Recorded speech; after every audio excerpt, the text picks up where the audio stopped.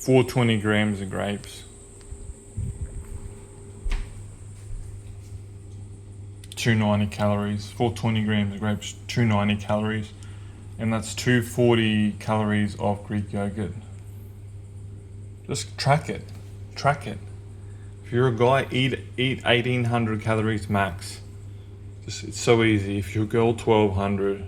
Stop being a bitch. 2000 calories max if you're a guy. Eat whatever you want. Track every calorie.